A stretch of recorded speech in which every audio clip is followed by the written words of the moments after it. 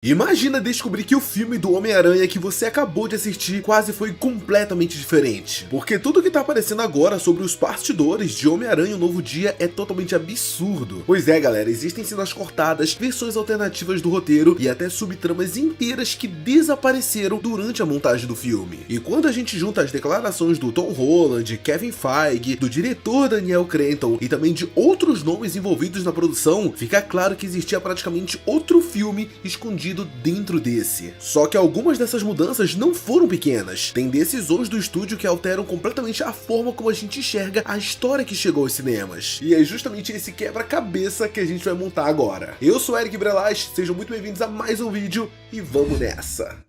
Vamos começar esse vídeo falando da mudança que talvez seja a mais básica de todas, que são, no caso, os personagens que fariam parte dessa história. Segundo o próprio Tom Holland, uma das primeiras versões do roteiro nem contavam com o Ned e a MJ. Os dois personagens que acompanhavam o Peter desde o primeiro filme, que viraram praticamente a família dele dentro da trilogia, simplesmente não estariam no plano inicial de Homem-Aranha Um Novo Dia. E só isso já mostra pra gente que a história que foi desenvolvida dentro desse filme, ela chegou de uma forma completamente diferente dentro dos cinemas. E isso aconteceu porque, ao mesmo tempo, a Sony aparentemente queria aproveitar muito uma das maiores pontas deixadas lá em Homem-Aranha Sem Volta Pra Casa. Lembra daquela cena pós-crédito em que o Ed Brock, interpretado pelo Tom Hardy, volta para o universo dele, mas deixa pra trás um pequeno pedaço do simbionte? Pois é, a ideia seria usar justamente aquilo para criar uma conexão muito maior entre o Venomverse da Sony e o Homem-Aranha do MCU. Só que a gente não teria só o Peter encontrando com o simbionte e adquirindo o traje preto, não é só isso.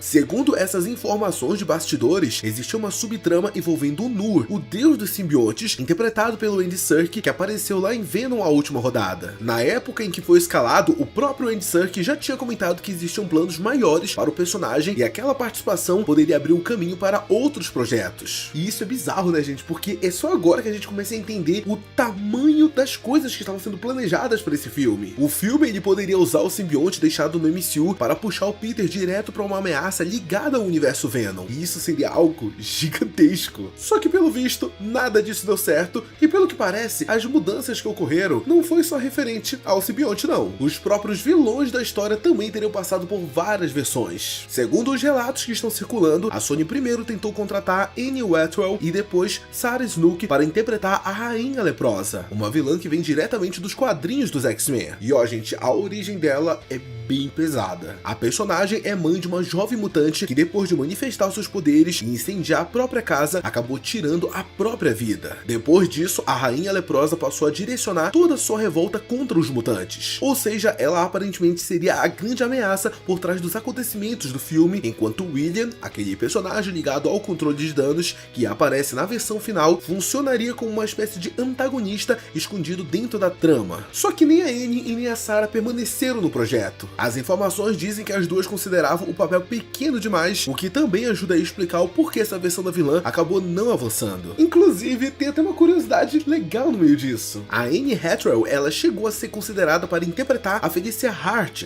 a Gata Negra, lá no Homem-Aranha 4 do Tobey Maguire, que acabou sendo cancelado. Então, de certa forma, essa é a segunda vez que a Anne Hathaway quase entra dentro da franquia do Homem-Aranha. Só que nessa segunda vez, assim como na primeira, o projeto tomou um outro rumo e isso não aconteceu. Beleza, mas agora quando a gente pega, então, todas essas versões que foram aparecendo, a gente começa a perceber o verdadeiro conflito criativo que existia por trás desse filme. Desde o começo, a Sony aparentemente queria transformar o Homem-Aranha Um Novo Dia em um outro evento gigantesco. Um filme cheio de conexões, personagens e elementos do multiverso, tentando repetir a escala de Sem Volta Pra Casa. Só que a Marvel e o Kevin Feige defendiam uma história mais contida, mais focada no próprio Peter Parker. A ideia seria deixar os acontecimentos do MCU acontecendo ao fundo, sem transformar esse filme do Homem-Aranha em uma espécie de Vingadores disfarçado, entendeu? Aí, inclusive, até existe algumas explicações de bastidores que ajudam a explicar o porquê essa disputa ela ficou tão complicada. Vingadores Doomsday e Guerras Secretas teria suas datas alteradas e teria bagunçado a posição que Um Novo Dia teria ocupado originalmente dentro da cronologia. Segundo esses relatos, o plano inicial era que os acontecimentos do filme do Homem-Aranha ocorressem praticamente ao mesmo tempo que Doomsday. Isso ajudaria a explicar explicar o porquê o Peter não estaria participando da batalha contra o Dr. Destino. Enquanto os Vingadores estariam lidando com uma crise gigantesca, o Peter estaria preso nos próprios problemas em Nova York. E a cena pós-crédito, ela serviria justamente para tirar o personagem dali e empurrá-lo diretamente para os acontecimentos de Guerras Secretas sem que ele precisasse aparecer em Doomsday. Mas vale ressaltar que todas essas informações são de bastidores, informações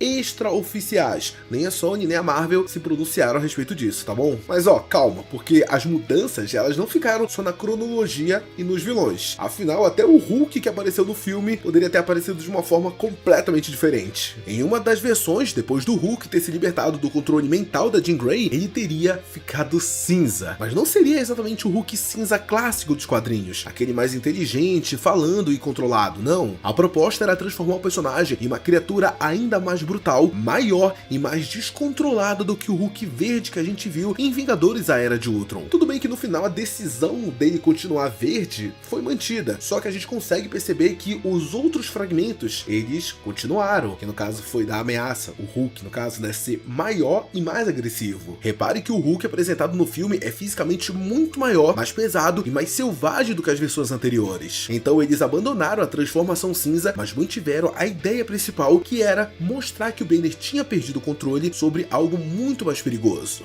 E não vai achando que a gente está chegando ao fim, ainda tem mais coisa cortada. Rosário Dawson chegou a gravar uma participação como Claire Templar cuidando do Justiceiro depois de uma luta dele com o Homem-Aranha no hospital. Essa cena reforçaria a conexão com a segunda temporada de Demolidor: O Retorno, já que naquele ponto da linha do tempo, Matt Murdock estaria preso e Wilson Fisk foi retirado da prefeitura. Só que se essa cena tá nesse vídeo, é porque ela foi cortada. Segundo a produção, a intenção era deixar aquele momento focado apenas no Justiceiro e no Peter criando um laço de irmandade, sem sobrecarregar tudo com referências a outras séries. E tem também um outro corte que, gente, esse aqui doeu no diretor, tenho certeza. Segundo o ator do Lápide, existe uma montagem enorme envolvendo vários vilões com mais de 50 momentos inspirados em capas clássicas dos quadrinhos. Danielle Cretton comentou que ficou arrasado quando precisou retirar essa sequência, porque ela passava a sensação de que o filme estava começando a montar uma espécie de sexteto sinistro usando vilões menores. Além disso, em uma outra cena que também foi cortada, a gente veria o Peter tendo um sonho onde ele se transformava em uma versão monstruosa do Homem-Aranha, a famosa Aranha Humana. Só que essa cena acabou ficando de fora porque eles precisavam manter a classificação PG-13 do filme. Mas com certeza um dos detalhes que mais chamam a nossa atenção e que não tá no filme vem do Tom Holland. Segundo ele, durante as sessões testes, existiu uma pressão para cortar os momentos mais introspectivos e emocionais do Peter, porque havia a impressão de que o público queria apenas diversão e grandes cenas de ação. Só que tanto o Tom Holland como o diretor Danielle Cretton, eles defenderam que esses momentos precisavam ser mantidos. E eu não sei o que você achou do filme, mas pra mim essa decisão foi fundamental. Depois de tudo o que aconteceu com Peter, não faria sentido acompanhar uma versão mais madura sem mostrar as consequências emocionais que ele carrega. Talvez essa seja uma das maiores descobertas que temos desses partidores, porque sim, Um Novo Dia quase foi um filme muito maior em escala, mas poderia ter sido bem menor por dentro. E é por isso que eu quero muito saber a opinião de vocês sobre tudo isso que a gente conversou nesse vídeo de hoje. Qual dessas cenas que acabaram sendo retiradas vocês gostariam de ter visto dentro do filme? E você gostaria que o Brave New Day fosse um filme muito maior, multiverso e tudo mais? Ou do jeitinho que ele foi,